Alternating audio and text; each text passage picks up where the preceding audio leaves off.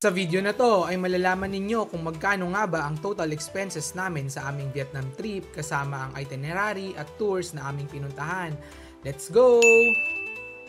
We booked our flight via Cebu Pacific which cost us total of 21,260 pesos including yung airfare, 20 kilograms baggage and then travel tax. Before our flight, nagpalipas muna kami ng oras sa Pags Lounge which is a credit card perks ni Missy sa RCBC kaya totally free and wala kaming ginastos dito. We arrived in Vietnam around 8 AM and first on our to-do list was mag-withdraw ng pera. I highly suggest Agribank when you are using GCash or GoTime because of minimal fees and higher withdrawal amount. After that, we bought SIM cards from Viettel and Mobifone. Both are decent in terms of coverage. Costs are just the same at 350,000 Vietnamese dong. From the Noi Bai International Airport, we just booked a Grab going to our homestay for only 278,000 VND and the ride is about more or less 1 hour. Sobrang mura ng Grab dito. Since before check-in time kami dumating sa homestay, nag-drop lang kami ng luggage and we went to Bun Chata for lunch. We ordered the full option plus 2 drinks for a total of 280,000 Vietnamese dong. And guys, ang sarap dito and sobrang sulit niya. Finally, nakapag-check-in na kami. We stayed in sunny Hanoi Homestay which cost us 1,055 pesos for 1 night. And we booked this via Agoda. Natulog lang kami maghapon and kinagabihan we went to church. Of course, kahit sa ang lupa-lupan ng mundo yan, makakasamba tayo.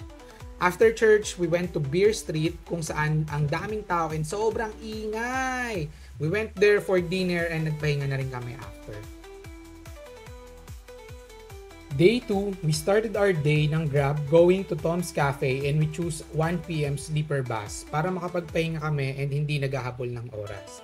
We booked the bus ride from Hanoi to Sapa via Klook for 1,730 pesos for 2 packs. And the ride is about 6 to 7 hours including 2 bus stops for restroom breaks and snacks.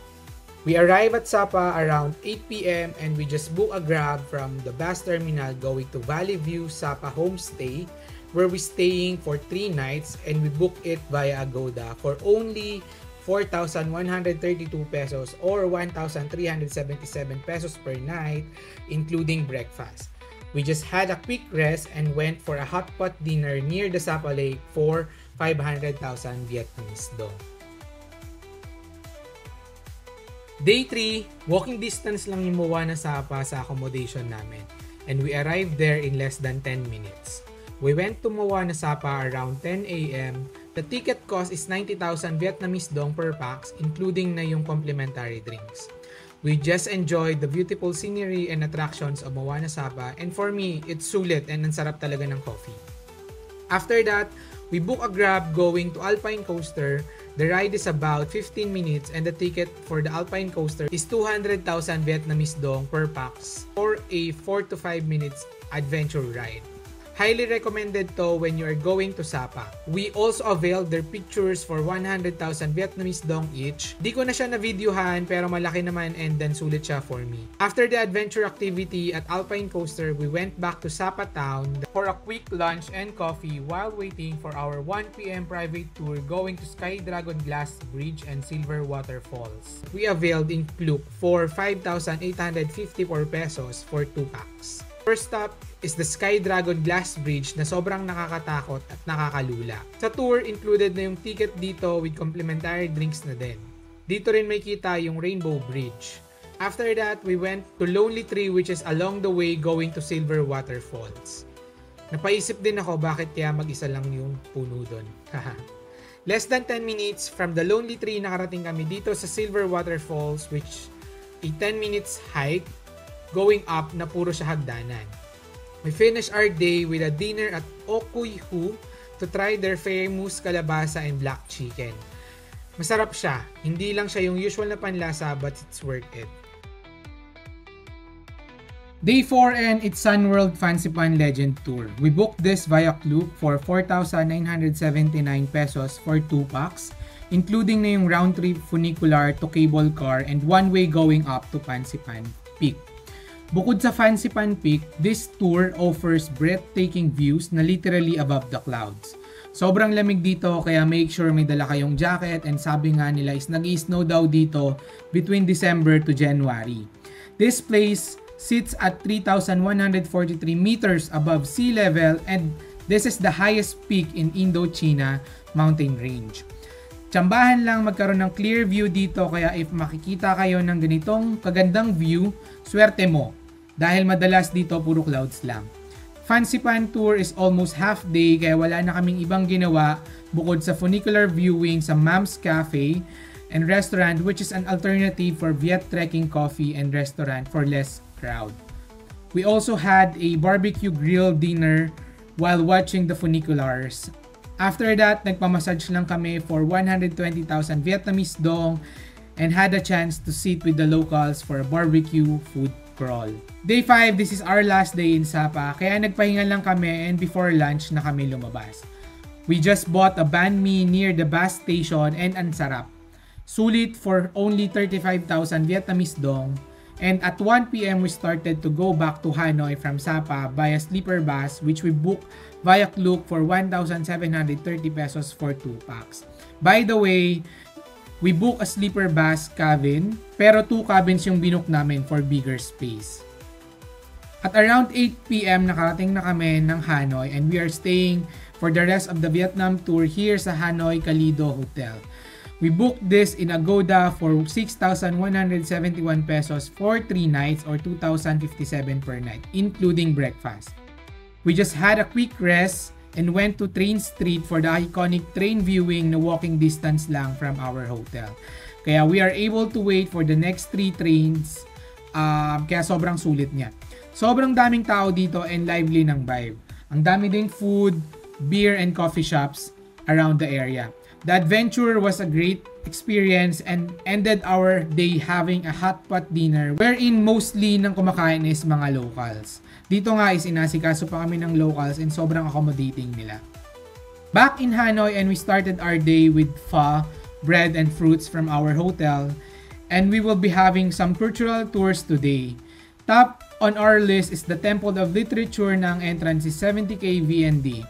This is the first university complex in Vietnam which is a cultural and historical relics kung saan maraming students ang pumupunta dito para mag-pray for luck sa kanilang upcoming exams and studies.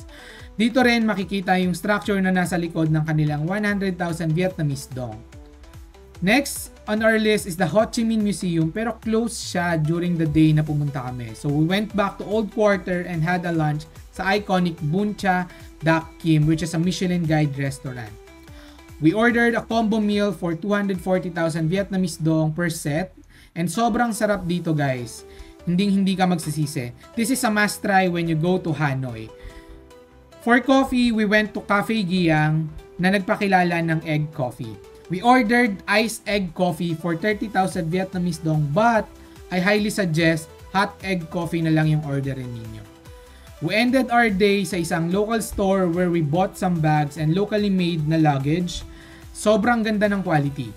Hanapin nyo to inside Old Quarter dahil sobrang makakamura kayo dito and hanapin nyo lang si Ngan. Siya yung English-speaking locals na nakatransact namin and nagbibigay siya ng discount. Kausapin nyo lang siya ng maayos and sobrang happy vibes lang niya.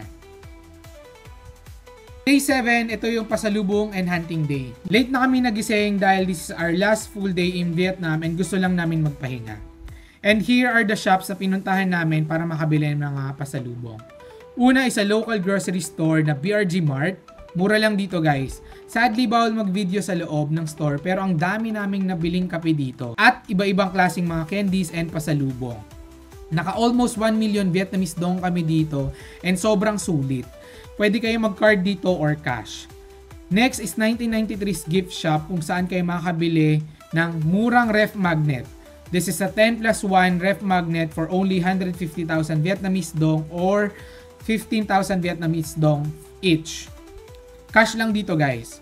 Marami pang ibang paninda dito bukod sa ref magnet pero ref magnet lang talaga yung kailangan namin. Then we went to An Amour para bumili ng mga ceramics and then chopsticks. This is a hand-painted and handmade ceramic. Medyo pricey lang to. For this one, nagkakalagot na ng 135,000 Vietnamese dong. Maliit lang to guys, pero ang ganda niya.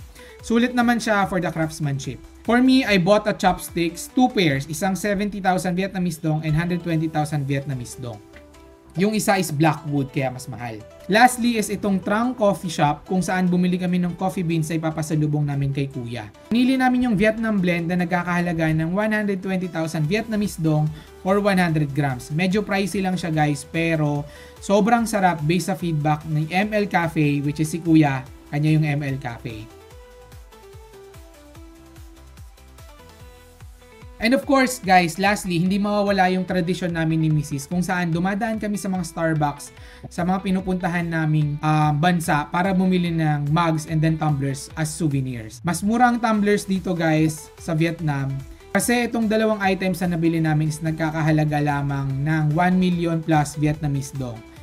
Okay guys, last day, day 8. Recap na lang tayo dahil uwian na to. Madaling araw yung flight namin and before lunch nasa Philippines na kami. For the airfare, we spent 21,260 pesos. For the tours, we spent 12,506 pesos. For Grab and Transpo, we spent 7,118 pesos. And then for accommodations, we spent a total of 11,358 pesos. In totality, it is 52,242 pesos plus 20,000 pocket money for other expenses. We spent 72,000 for our 8 days 7 nights trip in Vietnam or around 36,000 pesos per pax. Yun lang and thank you for watching. See you sa next vlog.